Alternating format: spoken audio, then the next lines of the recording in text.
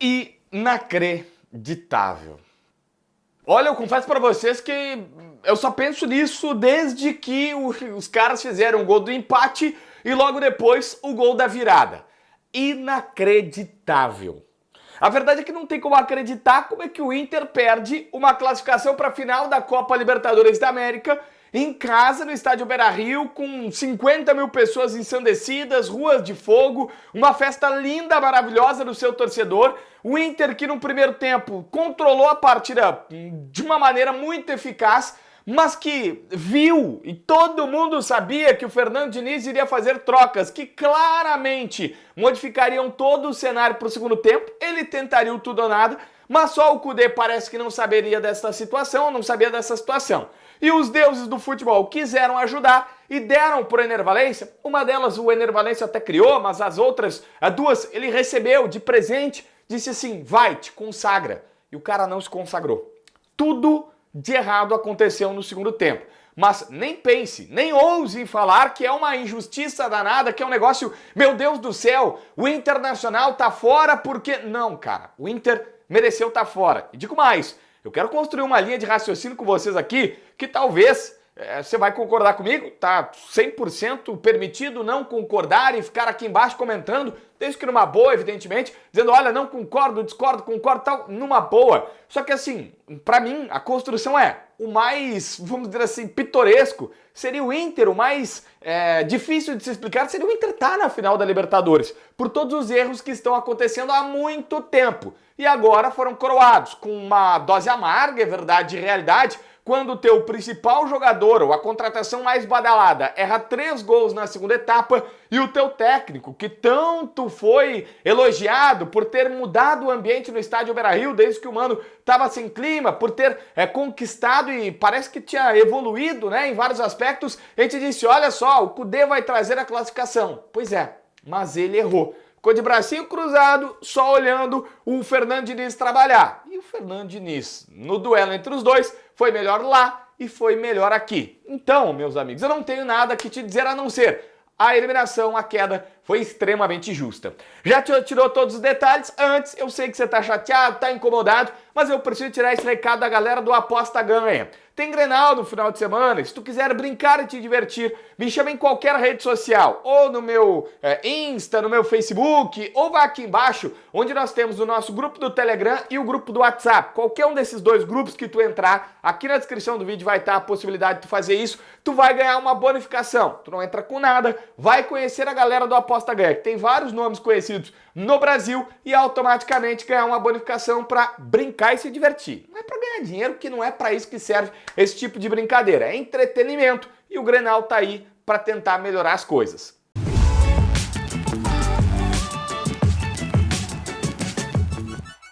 Gente, vamos lá. É impossível entender, mas assim, é difícil entender na verdade, mas a grande verdade é que não houve nenhuma injustiça, tá? O Fluminense jogou melhor. O Fluminense nem pensa em falar o seguinte, olha, não, o Fluminense ele tinha sido melhor lá, principalmente quando o Kudê mexe mal na segunda etapa. Lembra que o Kudê faz umas trocas meio estranhas? E aí eles já tinham sido melhor e o empate em 2-2 acabou. A gente ficou assim, tá, mas beleza, o Inter foi mal, mas foi pontual. Muita gente disse e acha que a classificação foi perdida lá, mas vem pra casa, estádio lotado, tudo mais, vai conseguir a vitória. E a real é que o Inter abre um placar de uma maneira, não vou dizer injusta, não é um negócio, mas não é sempre que acontece. O Fábio, que é um baita de um goleiro, tá com 40 anos, fazendo uma Libertadores quase que retocável, comete um erro grosseiro. Ele tenta sair para espalmar uma bola, socar uma bola, tropeça, cai e o mercado fica com gol livre só para fazer o gol. Inter 1-0 e primeiro tempo sem sobressaltos, né? Vai ter uma outra chance, a gente tinha ali, o Johnny estava jogando uma barbaridade, o Ener Valencia estava bem na movimentação, o Inter em vários momentos tentando empurrar os caras lá pro campo de ataque.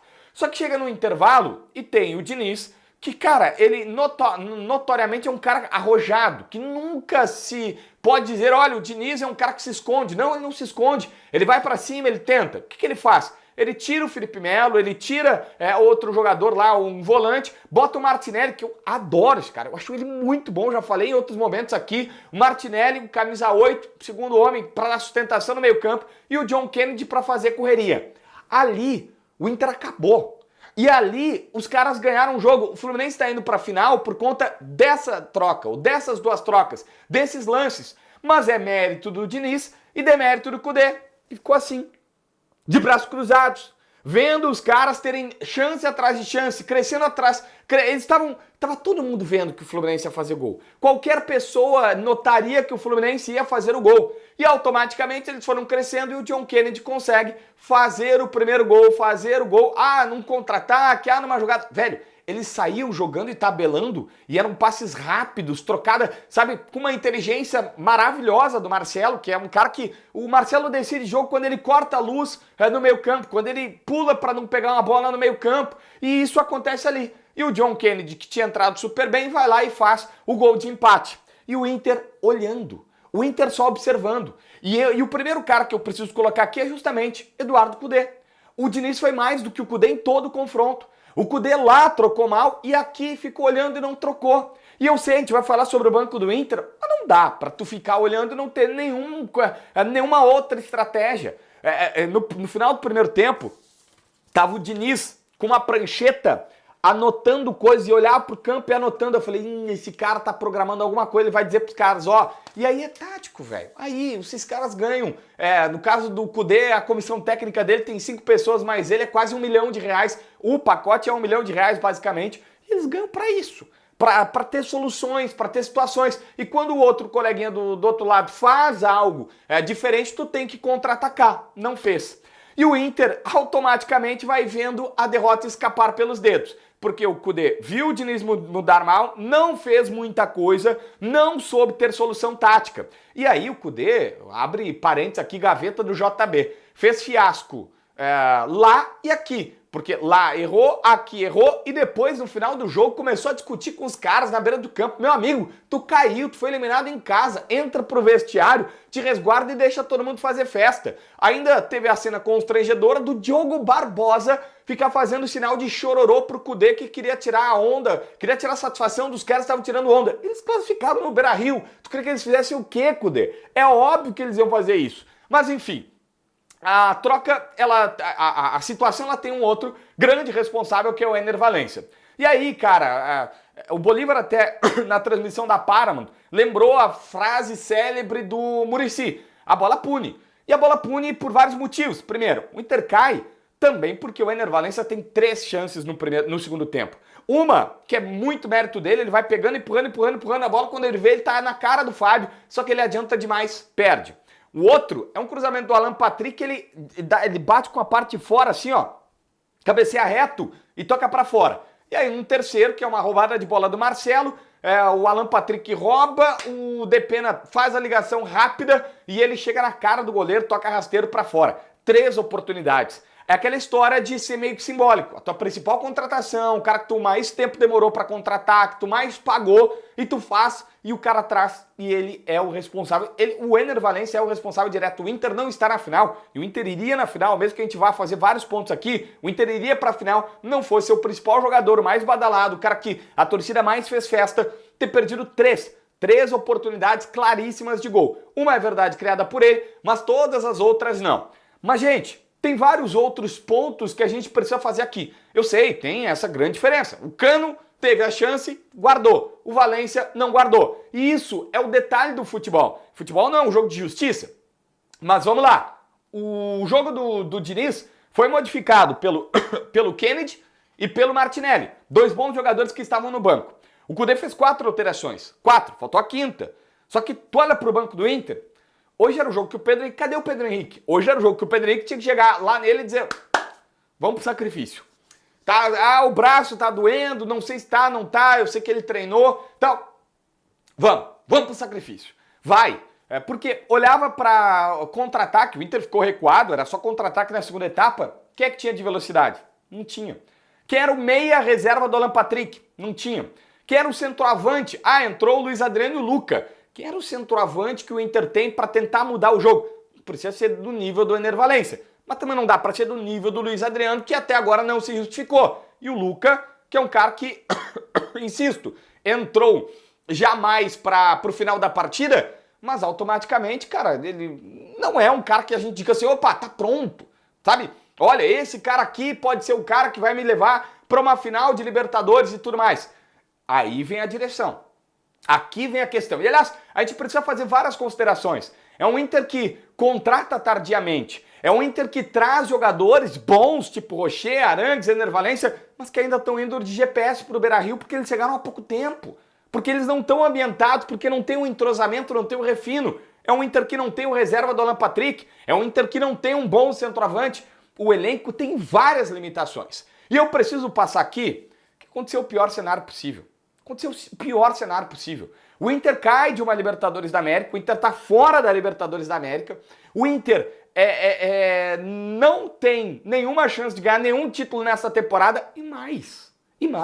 O Inter provavelmente está fora da Libertadores do ano que vem. Eu tô dizendo provavelmente por uma bondade. É certo que tá fora. Porque o Inter hoje vai brigar para não cair no Campeonato Brasileiro. O Inter hoje vai brigar apenas para se manter na Série A, que ok, eu acho que vai se manter e depois pegar uma vaga na Sul-Americana. Não é a tendência, a não ser que vire G9, todo mundo comece a tropeçar nessas últimas 12, 13 rodadas, comece a tropeçar e o Inter consiga alguma coisa, tipo, maravilhosa, arranca 10 vitórias consecutivas, um negócio que hoje é difícil de projetar. Mas, infelizmente, todo mundo avisou, olha, o risco é muito alto. E essa conta é do Barcelos, é do Mano, é do Kudê, é dos jogadores, é de todo mundo, é do Inter.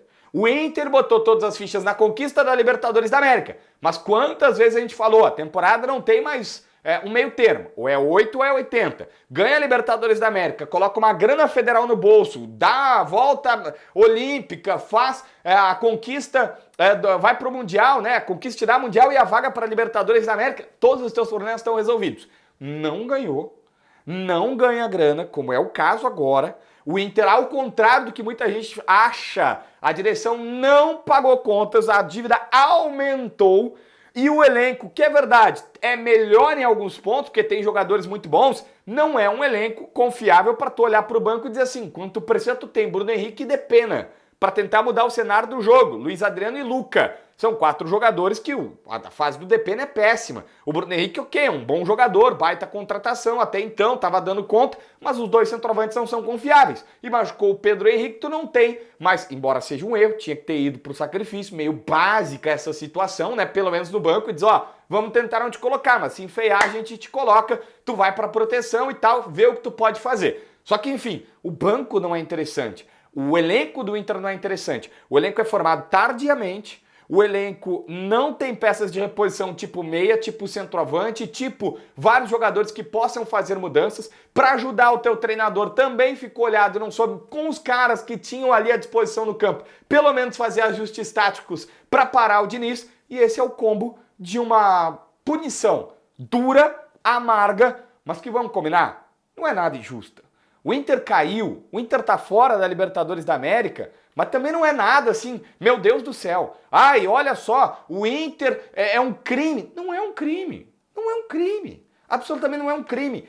O mais maluco era saber como que o Inter tinha chegado a esta condição. Como que o Inter quase foi finalista, é o que eu quero entender. Uma gestão que recentemente contratou o Paralhas por 5 milhões de reais e emprestou para o mesmo time que comprou o Atlético Goianiense. 5 milhões de reais no Baralhas. Pagaram 300 mil para tirar o Jean Dias do Caxias e pagam um salário para ele até dezembro.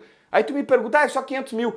Cara, somando os salários e esses 300 mil aí, nós estamos falando de mais de meio milhão de reais. Os caras vão rasgar. Respeito máximo ao Jean Dias, mas ele não jogou para pagar o investimento que foi feito nele. E não é, jogou o que eu tô dizendo, nem é bola o futebol. Ele mal é usado, ele mal é relacionado. É uma contratação que o Inter admite que é errada. O que eu vou falar de uma gestão que renova com o Lindoso em dezembro e em fevereiro empresta o Lindoso pro Ceará, pagando o salário do cara? Não tem muito como achar. Uma direção que acertou no Arangues e no Ener Valencia, no próprio Rocher, não vou dizer que não. Mas demorou para os caras chegarem aqui. Uma direção que, poxa, demorou para demitir o Mano, contrata vários técnicos errados desde lá atrás.